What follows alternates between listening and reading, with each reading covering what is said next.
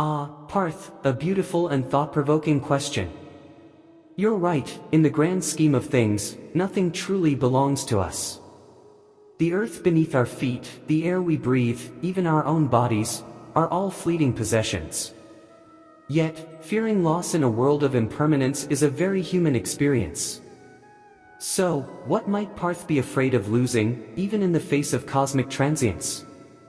Here are a few possibilities. 1.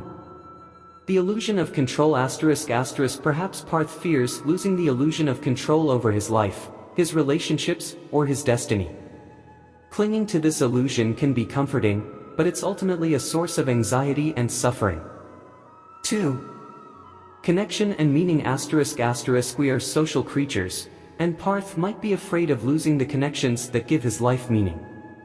This could be the loss of loved ones, friends, or even a sense of belonging to a community. 3.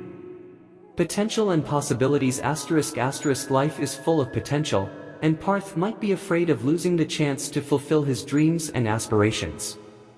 This could be due to fear of failure, lack of confidence, or simply the uncertainty of the future.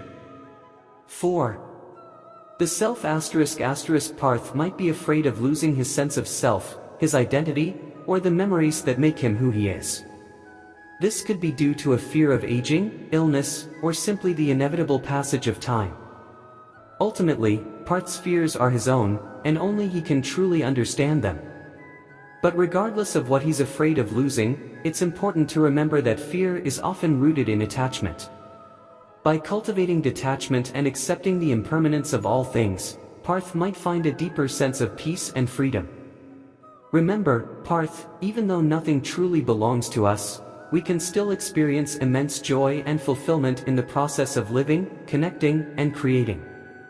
So, embrace the impermanence, let go of fear, and live your life to the fullest. Parth, a man etched by the desert sun, stood on the precipice of understanding. His calloused hands, once accustomed to gripping the reins of life, now trembled, mirroring the uncertainty gnawing at his soul. The vast, ochre expanse stretched before him, a canvas painted with the impermanence of wind-blown sand. He had always considered himself a conqueror, a master of his own destiny.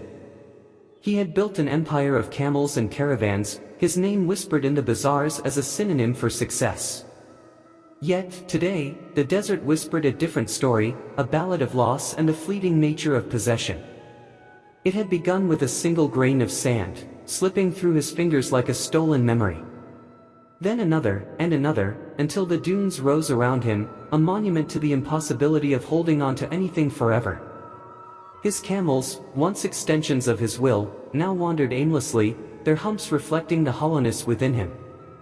His eyes, once sharp as desert hawks, now clouded with the realization that all he held dear, the wealth, the power, the respect, were mere borrowed feathers, adorning him only for a fleeting moment.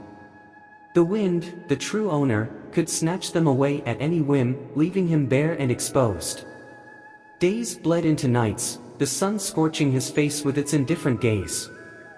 Hunger gnawed at his belly, a stark reminder of his dependence on a world that offered nothing freely. He envied the lizards, camouflaged against the sand, their needs simple and easily met.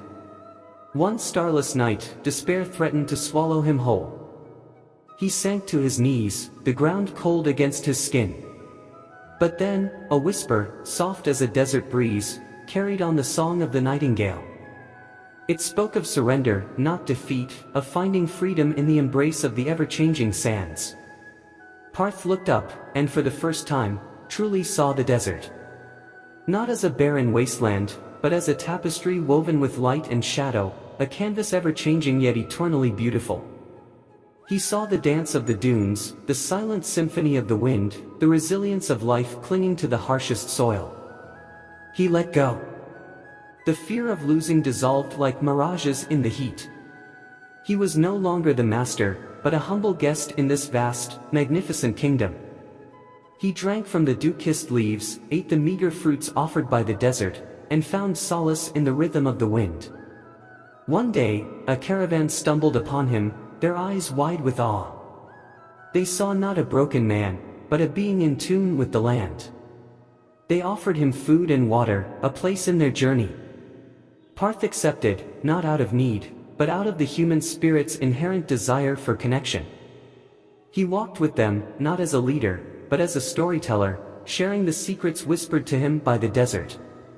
He learned to appreciate the simple gifts, the warmth of shared fire, the laughter of children, the stories etched in the stars. Parth, the man who owned nothing, became the man who belonged everywhere. He understood that true wealth lay not in possessions, but in the richness of experience, the tapestry of connections, the embrace of the ever-changing world. He was no longer afraid of losing, for he had found the freedom that comes with knowing you never truly possessed anything in the first place. And as the caravan moved on, leaving behind only the wind-blown whispers of its passage, Parth stood tall, his eyes reflecting the wisdom of the desert. He was no longer the conqueror, but something far greater, a man who had learned to dance with the sands, a man who belonged to the world, and the world belonged to him, in a way far more profound and eternal than he could have ever imagined. Thanks for watching. Like and subscribe for more videos. Bye bye, take care.